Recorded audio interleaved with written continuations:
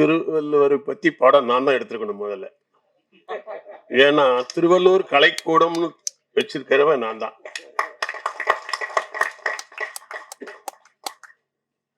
அந்த வாய்ப்பை வந்து சகோதரர் பாலகிருஷ்ணன் செய்திருக்கிறார்னா நான் அவருக்கு ரொம்ப நன்றி பட்டிருக்கேன்.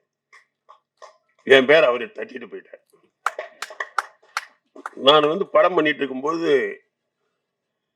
கலைஞர் அவர்கள் வந்து குரலோவியத்தை வந்து நீதான் எடுக்கணும்னு சொல்லி என்னை கூப்பிட்டு சொன்னார்.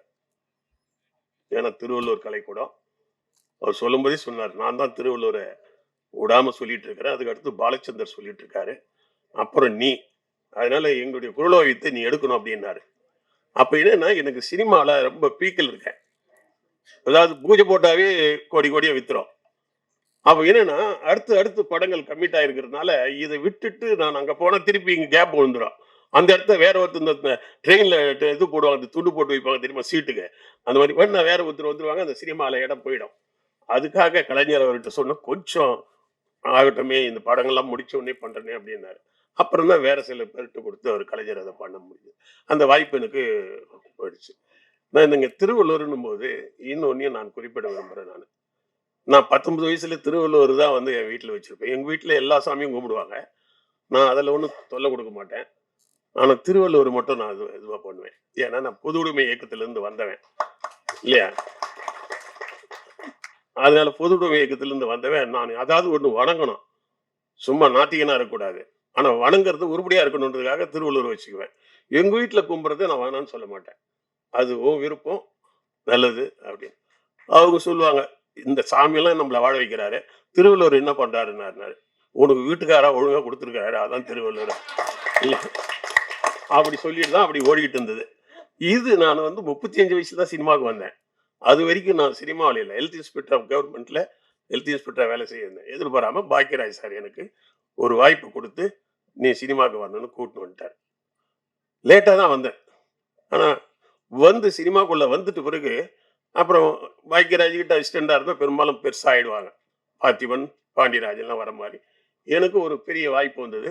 நான் அவர் படம் தயாரிப்பு ஆயிட்டு நானே தயாரிப்பாளராக மாறிட்டேன். அப்போ என்ன தயாரிப்பு நிறுவனத்துக்கு என்ன பேர் வைக்கலாம் அப்படின்னு வரும்பொழுது நான் திருவள்ளூர் கலைக்கூடம் பேர் வச்சேன். அப்போ உடனே டிஸ்ட்ரிபியூட் சொன்னாரு, எனக்கு படம் வேணான்னாரு. ஏன்னு, நீ திருவள்ளூர்னு பேர் வச்சு அவார்டு படம் மாதிரி ஏதாவது எடுத்து நீ அதை வாங்கி போய் தேட்டர்ல போட்டு எவனும் பார்க்கலன்னா என்ன ஆகும், நம்பி நான் லட்சங்களை கொடுக்குறேன் அப்படின்னு போயிட்டாரு. ஏடா திருவள்ளுவர் நான் திருவள்ளுவருக்கு எனக்கு சிறு வயசுல இருந்தே பிடிக்கும்ன்றதுனால நான் வச்சுவிட்டேன். ஆனா அவன் என்ன நினைக்கிறான்னா திருவள்ளுவர் கலைக்கூடம்ன்றது திருவள்ளுவர் மாதிரி எது இந்த திருக்குறள் மாதிரி எடுத்துவார் போட்டிருக்கு அப்படின்னு பயம் வந்துருச்சு அவனுக்கு. நான் அவளை சமாதானம், அதுக்குள்ளே நம்ம ப்ரொடியூசர் பேர் மாத்திருங்க, தயாரிப்பு நிறுவனத்துடைய பேரை மாத்திடலாம் அப்படின்னாங்க. ஒன்றும் இல்லைங்க, பார்க்கலாம்னா நம்மள படம் முடிகிற வரைக்கும் நம்ம ப்ரொடியூசர்களை கூப்பிட்டு பார்ட்னர்களே எனக்கு தொல்லை பண்ணிட்டான். என்னப்பா ஒரு திருவள்ளுவர் தேவையில்லாம வச்சு தொலைச்சு டிஸ்ட்ரிபியூட்டரா பயப்படுறான், இந்த மாதிரி வந்து ஒரு திருக்குறளை போய் அவனே நினைச்சிட்டானா திருக்குறளை சொல்லி பொழிப்பறி சொல்லிக்கிட்டே இருப்பார் பொழுது படம் முழுக்கும் அப்படின்னு ஏதோ நினைச்சிட்டான் போல் இருக்கு. இதோட வம்பு இருக்கு அப்படின்ட்டு படம் முடிஞ்சது, போட்டு காமிச்சேன்.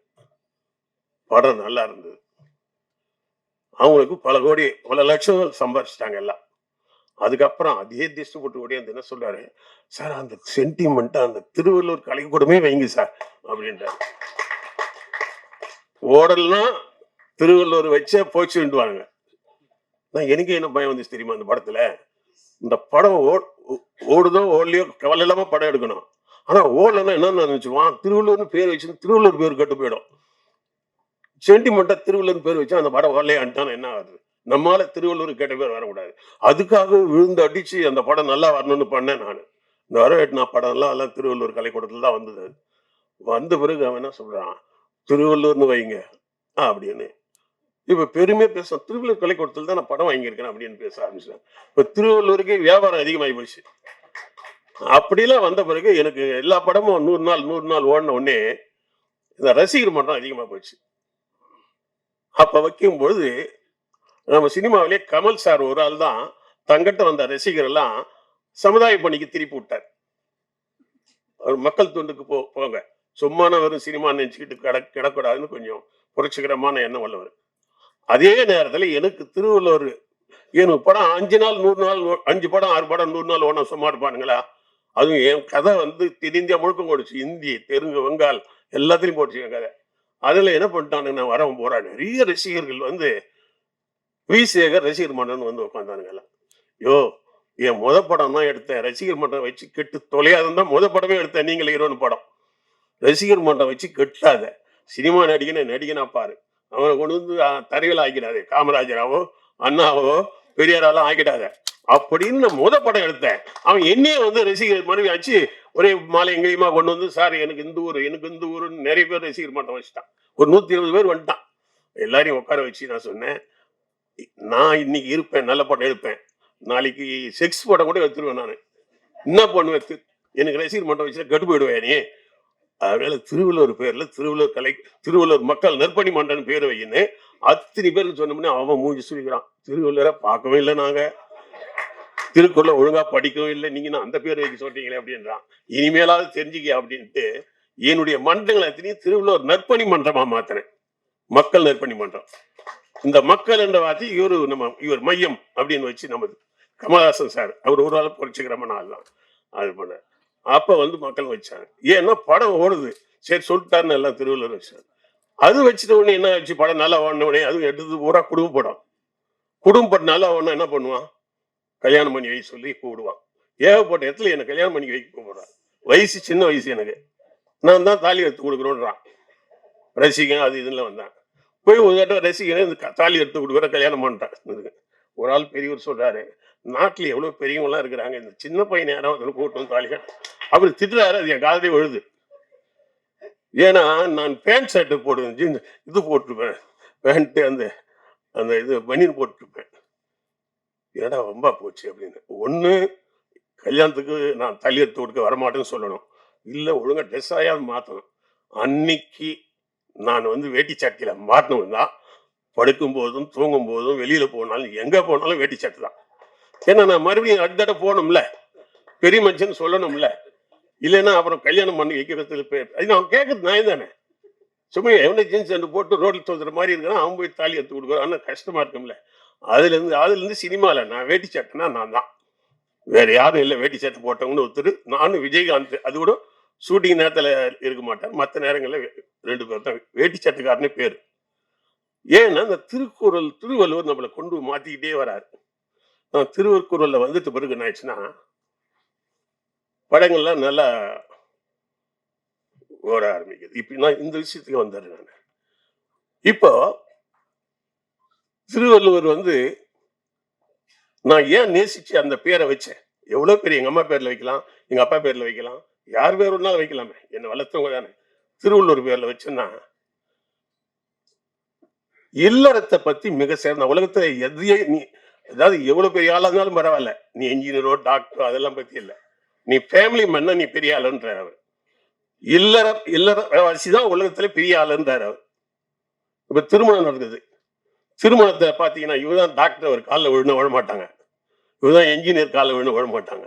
மேரேஜ் ஆனவன் எவனும் அவங்க கால தான் விழுவான். மேரேஜ் ஆனவனுக்கு தான் என்ன அந்தஸ்து இருக்குன்னா, வாழ்த்துகிற தகுதி இருக்கு. நல்லது கட்டுது வாழ்க்கையில். இல்லறம் நல்லது, நல்லறம் அல்ல. உலகத்தில் இருக்கக்கூடிய எந்த குவாலிபிகேஷன்லயே ஃபேமிலி மேன் என்ற ஒரு குவாலிபிகேஷன் தான் உலகத்திலேயே உயர்ந்தது. அப்ப அந்த ஃபேமிலி அப்படி சொன்ன திருவள்ளுவர் எனக்கு பிடிச்சு போச்சு. அது நான் ஃபேமிலி படம் எடுக்கிறல, எல்லாரும் இல்லைன்னா வேற ஒண்ணுமே உலகத்துல சிறந்தது இல்லைன்றாரு. 2வது நானும் பார்ப்பேன், எத்தனையோ கடவுளை உலகம் பூரா இருக்கிறாங்க. ஆனா நம்ம ஊர்ல இருக்கிற சிவபெருமான் மட்டும், அவரு பார்வதி, பக்கத்துல ஒரு விநாயகர் இருந்தாரு, பக்கம் ஒரு முருகர், ஃபேமிலியோட உட்காந்துருப்பாரு. நம்ம ஊர்ல தான் ஃபேமிலிக்கு முக்கியத்துவம். மற்ற ஊர் கடவுள்லாம் ஒண்டியா இருப்பாங்க. அது இயேசுநாதரா இருப்பான் தனி இருப்பாரு, நபிகளா இருப்பான் தனி இருப்பாங்க, சில டைம்ல ராமர் எப்பயாவது வருவார், தனி தான் இருப்பாங்க, எல்லாம் காமிப்பாங்க. ஆனா ஃபேமிலியோட இருந்தாதான் நம்ம ஊர் கடவுளே மதிப்பா போல இருக்கு. சிவனுக்கே அந்த நிலைமை. ஃபேமிலி தான் நீ சிவனை நீ பார்க்க முடியும். அப்போ நம்ம ஊர்ல வந்து ஃபேமிலிக்கு கடவுளே மரியாதை கொடுக்குறாருன்னா அப்ப நாமளை கொடுத்தாகணும்ல. அப்படித்தான் அந்த ஃபேமிலி படங்களை நான் வந்து உள்ள கொண்டு வந்தேன். இப்ப திருவள்ளுவருக்கு இதனாலதான் நான் திருவள்ளுவரை பின்பற்ற ஆரம்பிச்சேன். நான் இங்க ஒரு வார்த்தையை நான் சொல்லி முடிக்கணும். அண்ணா அவர்கள் திருவள்ளூரை படம் எடுக்கிறாரு. ஆக்சுவலா போய் யாருக்கெல்லாம் விழுந்து ஒரு ஹீரோக்கா பாலகிருஷ்ணன் டைரக்டர் சொல்றேன் நானு. அவரு போய் ஏதோ ஒண்ணு காலை முடிச்சு படம் பண்ணா 4 காசு கிடைக்கும், ஒரு பேர் கிடைக்கும். அதை விட்டுட்டு அவர் காமராஜர் ஐயா பத்தி படம் எடுக்கிறாரு. அடுத்தது இது எடுக்கிறாரு. இதெல்லாம் என்ன தெரியுங்களா? காசு கொடுத்து சூனியம் வச்சுக்கிற மாதிரி. அதாவது இது மாதிரி கஷ்டம் வெளியில எங்கேயும் இருக்காது. எல்லாம் வாழ்த்துவான். வெளியில போய் என்ன பேசுவான் தெரியுமா? அதெல்லாம் உருப்படாது. ஏதாவது ஒரு ஹீரோ வச்சு படம் பண்ணமா 2 ஏரியாவில் காசு சம்பாதிச்சு இங்க வந்து சொல்லுவான் பிரமாதமா பண்ணீங்கன்னு. இது தேராதுன்னு சொல்லி தான் வெளியில பேசிட்டு போவான். எது நிச்சயம் போனது. ஏன்னா திருவள்ளுவரே வந்து திருக்குறள் எழுதுனதுக்காக மாலெல்லாம் போட்டு வரவேற்று யாரும் ஒன்றும் பண்ணல. திருக்குறள் எழுதுனதுக்காக நாடு கடத்தப்பட்டார் திருவள்ளுவர். திருக்குறள் எழுதுனதுக்காக சேர சோழ மன்னர்கள் 3 பேருமே அவர் வந்து கைவிட்டாங்க. பிறப்பு ஒக்கும் பிறப்புல எல்லாரும் சமன்னு சொல்லி தொலைச்சுட்டாரு அவரு. அது ஒரே காரணத்துக்காக அடிச்சு வச்சாங்க. அப்புறம் ஒரு சோழ மன்னன் கூப்பிட்டு திருவள்ளுவரை, பா உன் திருக்குறள் நான் அரங்கேற்றேன், சைவம் சிறந்ததுன்னு எழுது அப்படின்னாரு. ஒருத்தர் வைணவம் சிறந்ததுன்னு எழுதினாரு. கடவுள் வார்த்தை கூட வைணவம் சைவம் ஒரு குறிப்பிட்ட மதத்தை நான் சொல்ல மாட்டேன். சொன்ன நீங்க சண்டை போட்டீங்க வைணவம் சைவம், பின்னாடி என் திருக்குறள் 2000 உடச்சிருக்கீங்க. அதனால மத அடையாளமே எங்கள் இருக்கக்கூடாதுன்னு சொல்லி 2000 வருஷத்துக்கு முன்னாடியே மத அடையாளம் அது அந்த 2 குறளை மாத்தி இருந்தாதான் சோழ மன்னனே அவர் அரங்கேற்றிருப்பார். மாத்த மாட்டேன்றார். சரி என்னையாவது புகழ்ந்து எழுதியானாரியோ, கடவுளே புகழ்ந்து எழுத மாட்டேன்னா அப்புறம் ஒண்ணு எங்கே புகழ்ந்து வேலையை பாருன்னா. அப்படியே அவருக்கு வந்து திருவள்ளூர் மாவட்டத்தை ஆண்டார் திருவள்ளுவர். திருவள்ளூர் மாவட்டத்தை வந்து ஆண்டவர். பிறந்தது வந்து கன்னியாகுமரி. அவர் நாட்டை பிடிங்க துவத்தி விட்டாங்க. அவர் போய் தலைமறை வாழ்க்கை வாழ்ந்து இது தெரியுங்களா, இது பண்ணுவாங்களே தெரி அடிக்கிற புயல், அதுல வந்து தலைமறை வாழ்க்கை வாழ்ந்து இந்தியா விட்டே போய் இலங்கையில ரொம்ப நாள் வாழ்ந்த ஏலோல சிங்கன் காலத்துல வாழ்ந்து அங்க போய் அப்புறம் அரசியல் மாற்றம் வந்த பிறகு மதுரையில வந்து சமண மத ஆட்சிக்கு வருது. அவங்க வந்து கொஞ்சம் சாதி இதெல்லாம் இல்லாதவங்க, மத பற்றெல்லாம் இல்லாதவங்க வந்து அப்புறம் திருக்குறள் அரங்கேற்றாரு. அப்ப அவர் நாடு கடத்தப்பட்டவர், வஞ்சிக்கப்பட்டவர், நாட்டை எழுந்தவர். அவங்க மனைவில நீங்க எங்கே கேட்டு பாருங்க. நம்ம வீட்டுல 2 நாள் பிரியாணி வாங்கி கொடுக்கலாம், பொண்டாட்டி பேச மாட்டுது. ஆனா கீழே கிடக்கிற ஒவ்வொரு சூரியன் அலசி அதை ஊசியா குத்தி சாப்பிடுறாங்கன்னா எவ்வளவு வறுமையை, அதாவது பிச்சைக்காரனோட கொடுமையான வறுமையை சந்திச்சிருக்கார் திருவள்ளுவர். நாம என்னன்னா திருக்குறளை பாராட்டுவது முக்கியம் இல்ல, திருவள்ளுவரா வாழறது ரொம்ப முக்கியம். இன்னைக்கு போய் இங்க ஒரு கிறிஸ்துவ நாட்டுல போய் ஒரு முஸ்லிம் குரான் நூலை கொடுங்க, வாங்க மாட்டாங்க. ஐயா நாங்க கிறிஸ்டின்ஸ், ஒரு பைபிள் கொடுங்க வாங்கிக்கிறோம். குரானை வேற யாராவது முஸ்லிம்ஸ் கிட்ட கொடுங்கன்னு வாங்க. ஒரு முஸ்லீம் கிட்ட போய் பைபிளை கையில் கொடுங்க, இதை வாங்கிக்கணும். ஐயா நாங்க கிறிஸ்டின்ஸ், நாங்க வந்து குரான் படிக்கிறது இல்லை, இது அவங்க கிட்ட கொடுத்து பைபிள்லாம் வந்து கிறிஸ்டின்ஸ் கிட்ட கொடுன்னுவாங்க. ஒரு இந்து கிட்ட போய் கொடுத்தா ஐயோ பகவத்கீதை நாங்க எதையுமே தொட மாட்டேன்னுவாங்க அவங்க.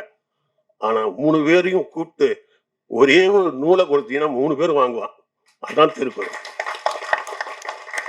இத 2000 வருஷத்துக்கு முன்னாடியே ஒரு யோசனை பண்ணி வைக்கிறாரு. மத சண்டை வரும் வருங்காலத்துல, இவன் அவனும் சண்டை போட்டுக்குவான். சண்டை போட்டுக்கும் போது நம்மள 3 ஆக்கிடுவான். மத பிரச்சனையில இந்த சிக்கல்ல மாட்டக்கூடாதுன்னு எந்த மதத்தையும் உள்ள சொல்லாம திருக்குறள் சொல்லியிருக்காருன்னா அவர் எவ்வளவு பெரிய ஆளு. நீங்க இலங்கை எடுத்துங்க, புத்தர் நல்ல கருத்து சொன்னாரு. இந்தாண்ட பக்கம் சிவன் தான் நல்லது சொன்னார். யாழ்ப்பாணத்தில் இருக்கிறவங்க தமிழர்கள் சிவன் அற்புதமா சொன்னார், அன்பே சிவன் சொன்னார். 2 பேரும் அடிச்சுக்கிறானுங்களே. அந்த இயேசுநாதர் நல்லா சொன்னார் ஈரான் இஸ்ரேல்ல. இந்தாண்ட பக்கம் இருக்கிற இந்த ஈரான்ல இருக்கிறவங்க யாரு நபீல் நாயகன் நல்லா சொன்னார். 2 பேரும் பின்னிக்கிறாங்களே. மதம் மோதிக்குது. புத்தரோட நல்ல கருத்து சொன்னவங்க இருக்காங்களா? சிங்களவன் நம்மள அடிக்கிறான்ல, இந்த புத்தர் சொன்னதையும் அவன் கடைபிடிக்கிறான். அதனால மதம் அபின் அப்படின்னு அன்னைக்கே வந்து அது என்ன பண்ணிட்டாருன்னா திருவள்ளுவர் அழகான வேலையை போட்டார். அதை நாம வந்து என்ன பண்ணும் வாழ்க்கையில. நான் மறுபடியும் இப்ப சொல்றேன், திருவள்ளுவர் காலத்துல வந்து சாய கடைலாம் கிடையாது, கல்லு கடை தான் இருந்தது. இந்த கல்லு மரத்துல ஏற்பாங்களே, அதனால கல்லு ஒண்ணு எழுதினார். இப்ப திருவள்ளுவர் இருந்தா என்ன பண்ணுவது தெரியுமா? சொல்லுங்க. திருவள்ளுவர் இருந்தா என்ன பண்ணுவது தெரியுமா? ஒரு 4-5 கட்சி நாட்டை ஒட்டியே துவச்சுவார். என்னடா அது, உன் பட்ஜெட்ல மொத்தமே வந்து சாராய வியாபாரத்தில் தான் பட்ஜெட்டே ஓடுதமே, துவச்சிடுவார். இது திருவள்ளுவர் உள்ள வரவே மாட்டார் இந்த ஊர்ல. நாம ஏதோ விழா நடத்துறோம்.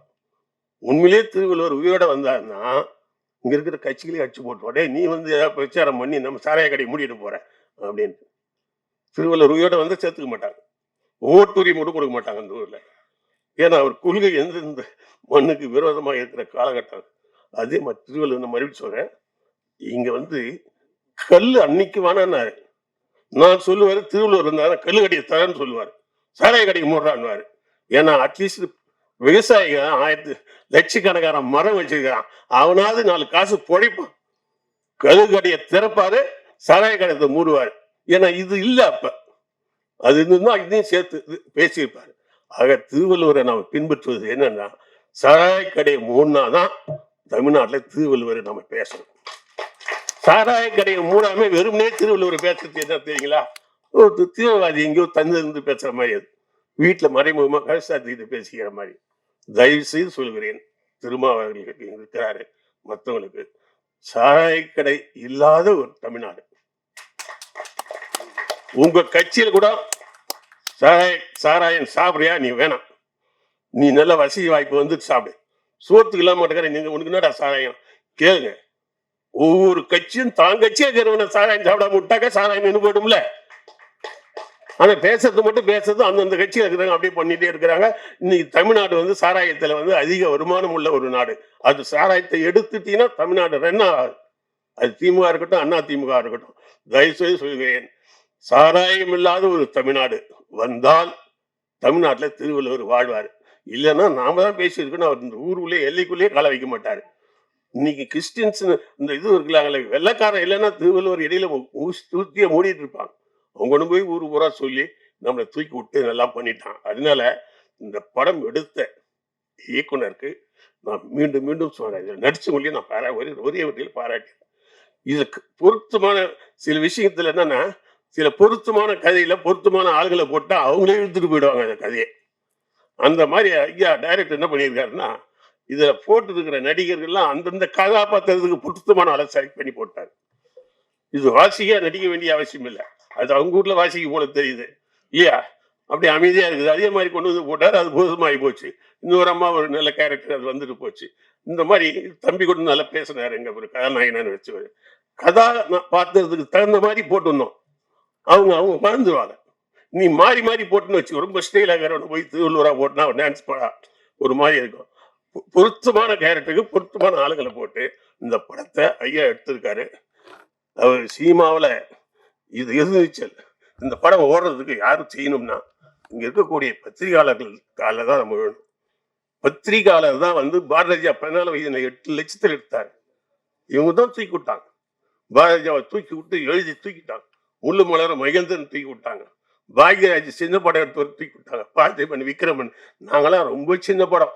இந்த சுந்தரராஜன் சொல்லிட்டு இவரு நெல்லை சுந்தரராஜன் ஒருத்தர் பத்திரிகையாளர்லாம் தூக்கி விட்டு தான் நாங்களாம் மேல வந்தோம். எப்பயுமே வந்து ஆள் பாதி ஆடை பாதி. நாம எடுக்கிற படத்தை சரக்கு இருக்குல்ல, ஃப்ரேம் இன் ஃப்ரேம் அவுட்னு ஒன்று சொல்லுவாங்க.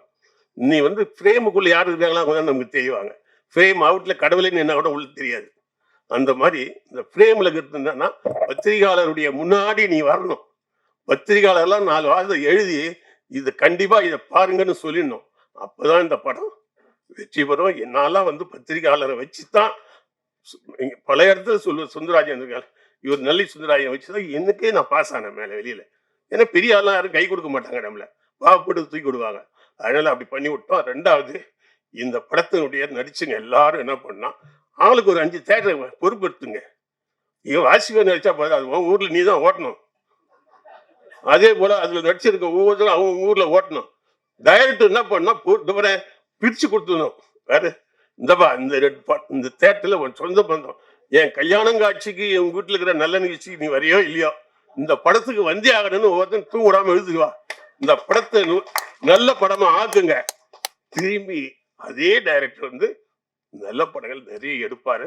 2வது சொல்றேன், அவரு போட்ட காசை எடுத்தாதானே திருப்பி நம்ம இன்னொரு படம் அவருக்கு மனசுல எத்தனையோ இருக்கலாம். ஏன் காமராஜர் எடுத்து திருவள்ளுவர் எடுத்து ஏகப்பட்ட வச்சிருப்பா இல்லையா, அவையார் அது இதுன்னு ஏகப்பட்டது எடுப்பாரு அவரு. அதுக்கெல்லாம் வாய்ப்பு பணம் திரும்பி கைக்கு வரணும். முதல்ல தான் வந்து மூலதனம். முதல் இல்லைன்னா ஒண்ணுமே பண்ண முடியாது. பொருள் எல்லாருக்கு இவ்வளவுக்கு இல்லை. அதனால அந்த டைரக்டர் அண்ட் ப்ரொடியூசரா இருக்கிறாரு, அவருக்கு இந்த பொருள் வரணும்னா நீங்க எல்லாம் போய் உழைச்சு, சார் நாங்க ஊரு பூரா ஓட வச்சுட்டோம். நீ எல்லாம் சொந்தக்காரத்தை திட்டி, ஏய் நான் நடிச்ச படத்தை பாருங்க, சொந்த பந்தமெல்லாம் வாங்க, இல்லைன்னா என் சாதி விட்டு ஒண்ணு விளைகிறேன்னு சொல்லுங்களேன். இது எதுக்கு சொல்றீங்களா சாதி விட்டு வேலை சொன்னேன். அப்படிலாம் சொல்லி இந்த படத்தை ஓட வச்சீங்கன்னா ட்ரெண்ட் மாறும். ஓஹோ! நல்ல விஷயங்களுக்கு இப்ப ஆதரவு இருக்குதுன்னு மாறும். அதனால திருமாவளவன் வந்து பேசும்பொழுதெல்லாம் இந்த படத்தை தான் இயக்கத்தில் அவருக்கு ஒரு நிறைய செல்வாக்கு இருக்கு, செய்யட்டும். இந்த படம் வெற்றி படமாக அமையணும். அந்த காசு திரும்பி வரணும். இந்த டீம் வந்து அற்புதமான டீம். கேட்கும்போதே தமிழ் பேரா இருக்குது எல்லாம். தமிழ் ஆளுங்களை ஜூனியர் ஆர்டிஸ்ட் கூட கூப்பிடுறது இல்லை. வர வர ரொம்ப கொடுத்து விட்டாருங்க. தமிழ் தமிழ் லேடிஸ் எல்லாம் நடிக்க வரதே இல்லை. அது சும்மா ஏற்கனவே அதுங்களுக்கு கூச்ச படம். அது ஒரு காரணம் காட்டிட்டு எல்லாம் விலைக்கு விட்டானுங்க. இங்க பார்த்தா ஒரே தமிழ் பேரா இருக்கு. ரொம்ப மகிழ்ச்சியா இருக்கு. தயவு செய்து சொல்றேன், அவையார் வந்து இவ்வளவு பெரிய ஆளு தமிழ் உலகம் பேசுற அளவுக்கு வந்தாங்க. கண்ணகி யாரு உலகம் பேசுற அளவுக்கு பெரிய ஆளா வந்தாங்க. ஒவ்வொருத்தரும் நடிக்குவாங்க. பெண்கள் முதல் இடத்துல நிக்கணும். விட்டுட்டீங்கன்னா அந்த இடம் போற இன்னொருத்தர் தும்பிடுவான். வணக்கம், நன்றி.